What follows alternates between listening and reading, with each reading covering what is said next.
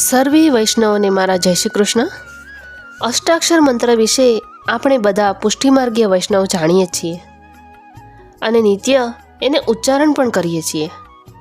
પરંતુ આ અષ્ટાક્ષર મંત્રનું પ્રાગટ્ય કેવી રીતે થયું અને ક્યાં થયું એના વિશે આજે આપણે જાણીશું. આમ તો ઠાકોરજી અને સ્વામિનીજીની અનેક લીલાઓ છે. એમાંથી જ એક લીલામાંથી અષ્ટાક્ષર મંત્રના પ્રાગટ્યનું વર્ણન મળે છે. એકવાર ઠાકોરજી નિકુંજમાં બિરાજ્યા હતા. ત્યારે ઠાકોરજી સ્વામિનીજીના વિચારમાં એવા તો મગ્ન થઈ ગયા હતા કે તેમના રોમે રોમમાં સ્વામિનીજીનું સ્મરણ થવા માંડ્યું. ત્યારે એવું કહેવાય છે કે ભગવાનના શ્રી અંગમાં સ્વામિનીજીનું પ્રતિબિંબના દર્શન થવા લાગ્યા અને એટલામાં જ સ્વામિનીજી ઠાકોરજીને મળવા પધાર્યા.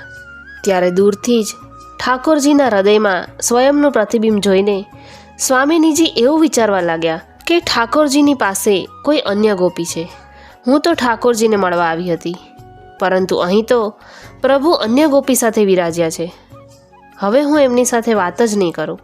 ત્યારે સ્વામિનીજી રિસાઈને બેસી ગયા. આ બધું જોઈને ઠાકોરજી વિચારવા લાગ્યા કે હું તો સ્વામિનીજીનું સ્મરણ કરતો અહીંયા બેઠો છું અને મારા રોમે રોમમાં સ્વામિનીજી પ્રગટ થઈ ગયા.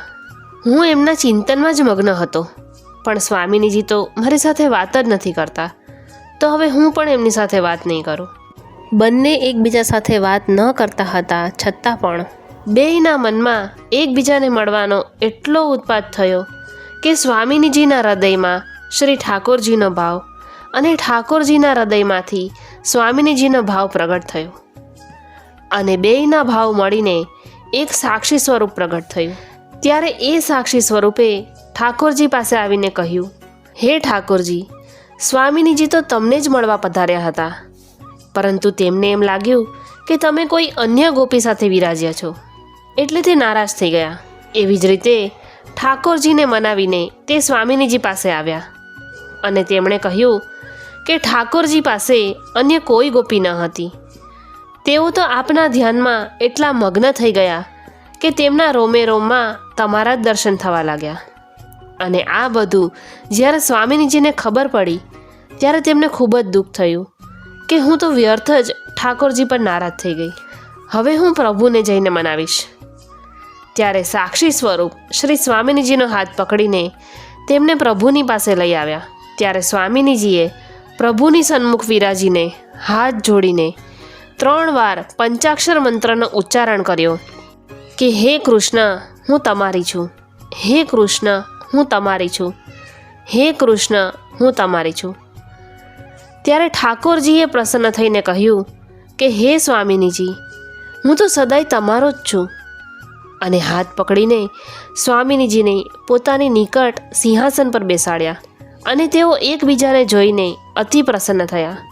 ત્યારે જે બેયના ભાવથી સાક્ષી સ્વરૂપ પ્રગટ થયા હતા તે બેયના ચરણોમાં બેસી ગયા અને બોલ્યા, શ્રી કૃષ્ણ શરણમ મમ, શ્રી કૃષ્ણ શરણમ મમ, શ્રી કૃષ્ણ શરણમ મમ.